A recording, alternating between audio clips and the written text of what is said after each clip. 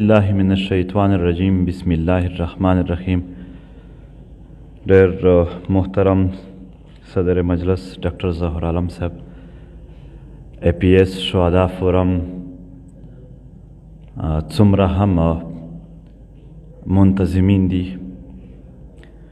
او د مختلفو پارټو تحریک ملګرو او څومره هم په تالار کې ناست ولس ته ټولو ته د زړه سره سلام.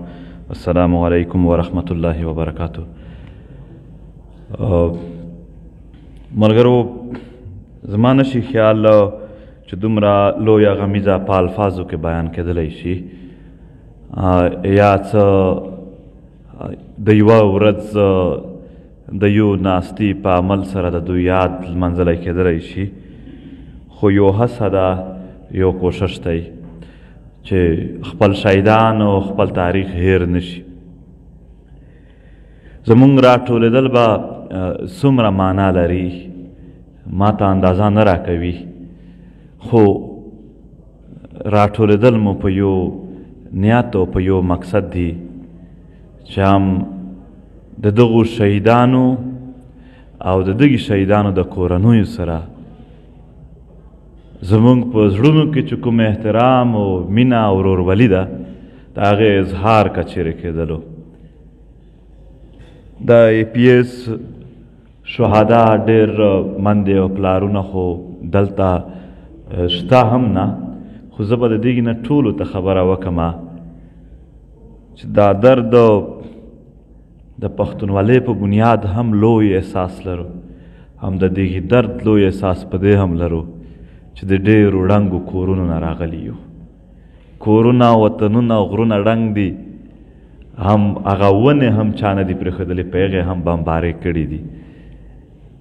بازارونه ړنګ دي او په دې ړنګ او برباد وطن کې مونږ چې چېرته هم خپل پښتون په غم کې وینو، بلکل داسې راته ښکاري لکه ځان هغه مندې خوندې د خپلو مندې او خوندې په شان راته ښکاري. ملګرو، د حال بندول زما په خیال څه داسې غیر متوقع کار نه و. توقع کېدی شي ځکه هم چې دا خو اوس شپږ کاله وتلي دي. که د ای پی ایس شهدا فورم یا د دوی سره ملګري چې څومره هم کسان و په هغه وخت کې، هغه که مجلس درته وکړي دا خو په 2014 کې هم نیولي شوي دي په دې احتجاجونو پورې. هلته هم د دغې احتجاجونو د بند کولو کوشش شوی دی. ملګرو، ترجیحات ته ګورئ، دا حال بند کېدلی شي خو د احسان الله احسان لار نشي بند کېدی. ستا لار د ای پی ایس د شهدا د مندې او پلارونو لاره بند شوه، خو د احسان الله احسان نه ګیټ نه شو بند. ترجیحات ته ګورئ، د دوی شهیدانو یاد دپاره ځای نه ورکول کیږي او هغو ته بنګلې ورکول کیږي چې پکې اوسېږي. بهرحال ای پی ایس شهدا فورم د ټول کام له اړخه موږ دوی ته په دې هم سلام کوو چې دوی خپله غمیزه تر اوسه پرې لا ژوندۍ ساتلې ده. فضل ایډوکیټ دلته نشته، هغه هم ډاکټر ظهور عالم، یا دوی سره په فورم کې نور ډېر ملګري دي چې په سټیج به یې موږ نه وینو، خو دوی ډېره کوي. ملګرو، دا زمونږ پښتانه څومره وس لري لږ په دې خبره وکئ. یو ماشوم دوی شهید که، زمونږ هغه کورنۍ دومره وس لري چې بس وژاړي. همدغو اوښکو ته هم ستا عدالت انصاف نه کور، همدغو دومره بېوسه خلکو ته هم ستا عدالت انصاف نه کور، او ته ورته وایې چې دوی دې زمونږ وفادار جوړ شي. مونږ خو نشو جوړېدلی ستاسو وفادار. دومره لویه بې انصافي کوئ. او خلکو ویل، یعنې یو ملګري لیکلي و زما متعلق چې زما د ملګرو متعلق چې دا غدار نه دي. ما چې مونږ یو، مونږ نه یو د دوی وفادار، مونږ نشو جوړېدلی د یو داسې نظام وفادار چې هغه په دې خاوره باندې دومره لویه غمیزه ته هم یو انصاف نشي ورکولی. دلته خبره وشوه د 14 دسمبر 1971 هم هغه ورځ دوی جنگ ته خلک لېږلي وو، هغو اصلې وغورځولې، تسلیم شول. او څوک چې کتابونه راوړي وو جنگ ته نه وي تللي، هغه یې قربان کړل.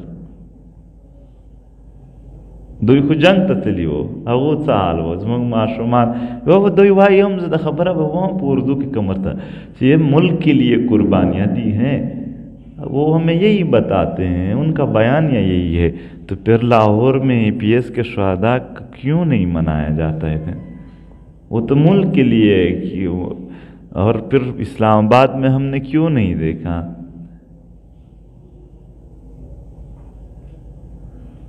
دغه خبرې دي هم دوی بیانیه ده چې موږ د دې کاروایي وکړله. زه دا درېم ځل دی چې په دې سټیج نه بیا خبره کوم چې دوی کوم کسانو ته پانسې ورکړي وي هغې ریکارډ خو ته راوباسي. هغه څه بلې واقعې کې ککړ و که دوی هسې یو شومنټ وکړو، لږ دی ریکارډ راوباسي. کنې ما په تېر تقریر او په بل تقریر کې نام اخیستی دی او چیلنج مې ورکړی دی چې دغه کس چې تاسو وایې چې APS چې حمله کړې دا خو په 2010 کې نیولی شوی دی، عدالتي ریپورټ یې دی. د انصاف خبره کوو نو دا د انصاف خبره، دا د امن خبره، دا د دوی فیوریټ ډیش نه دی، دا د دوی هغه خوندور ماحول نه دی. د دوی دپاره خو بس چې څوک د جنگ خبرې کي هغو ته سهولیات ورکړي دي. زه په قسم سره درته وایم په دې پښتونخوا وطن کې چې څومره هم څوک جنګجو ډلې کې حصه اخلي، دومره د ریاست لخوا هغه ته سهولیات ورکړي کېږي. مسله دا ده چې موږ ته د APS د شهدا ورځ ولې راغله؟ دا خو یو پالیسي وه د هغې لاندې جنګ کېده چې د واقعیات پکې وشوي. د کویټې وکیلان نه راواخله، د فاټا واخله، د سوات، داسې د پېښور د مینا بازار، هغه د پښتنو خوندې مندې د لوڅو جسمونو ټکوړې ټکوړې حصې بیا تر APS پره. دا خو د هغې سټریټیجک ډیپت پالیسي ریزلټس دي. دا خو د دوی د 15 صوبو خوابونه دي. دا خو د دوی د ډالر واخیستلو د ضرورت خپل ځان جوړولو فکر دی. په جنګونو کې هر شی سوځي، اور اخلي. څوک چې جنګ کوي هغه ډېر تاواني شي. لکه مونږ دا پښتانه چې ډېر برباد شو، نو ستا کیاني څنګه جزیرې واخیستې؟ دا جنگ ستا نه و، ستا د فایدې و، ستا د مفادات و. همدا ماشومان ته د یو ځل دوی مخامخ ور وګوري، بیا د خپل زامن خپل لوڼه ور یاد کړي. درد لري، دا ډېر تکلیف لري. او زموږ د پښتنو یو کور هم یو کلی هم نشو پاتې چې موږ د دوی د پالیسۍ د وجې جنازې نه کړو پورته، ومو نه ژړل، ونه دردېدلو.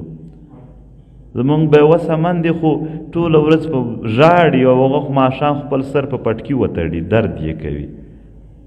هم دوی وایي هم زمونږ وفادار جوړ شئ. زه د چا سره ودرېږم؟ زه د دغو مظلومو قامونو سره د خپلو ولس سره ودرېږم، هم که ستا د دې جنګ د پالیسۍ سره ودرېږم.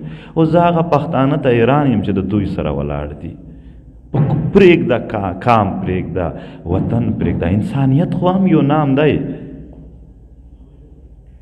هغه تصویر کې ګورئ، د دې خو اول سټارټ کې چې کوم تصویر دی، وینې نه دي، داسې وړې وړې د غوښې هم د انسانانو غوښې هم پکې لیدېږي.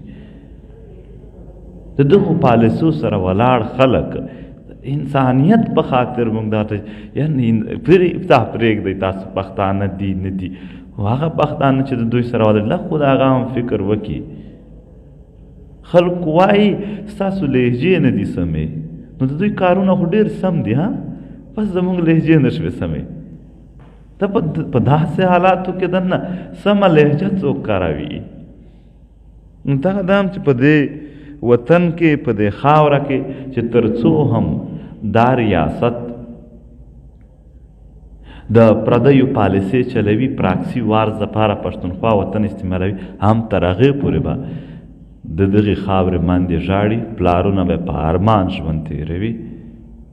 موږ پښتانه خو یو غریب وطن دی، رالویوي یې چې دا به رالوی شي، څه به د مور او پلار د خدمت سبب جوړ شي، څه به دوی لږ ښه ژوند ورسره وکړي. هماغه تاسو ځنې ووژنئ، هماغه تاسو مړه کوئ، چېرته به دماکه وي، چېرته به حمله وي، چېرته به ټارګېټ کیلینګ وي.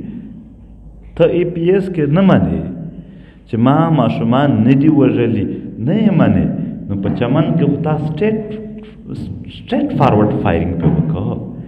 ته مونږ په ډېرو ځایونو کې مخامخ لیدلی چې ماشومان وژنې. ستا دغه عادت په خړ کمر کې مونږ لیدلی دی، ستا دغه عادت مونږ په نورو ډېرو ځایونو کې لیدلی دی، د تیرا په غرونو کې هم ډېر شوي دي، په د نور ټول وطنونو کې.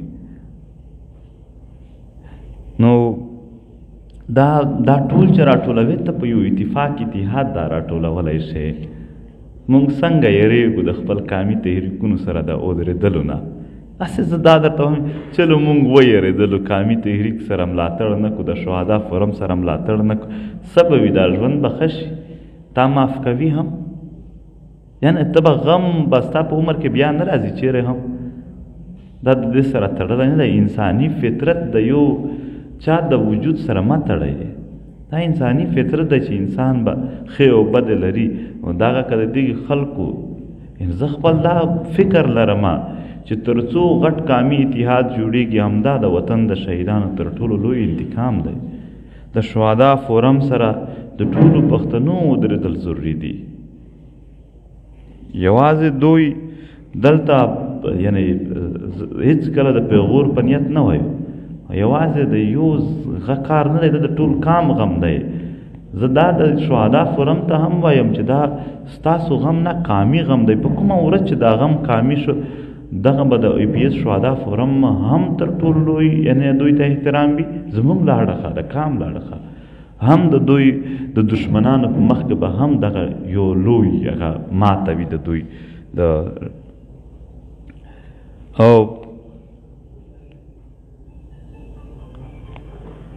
دا انکوایري کمیشن خبره کیږي.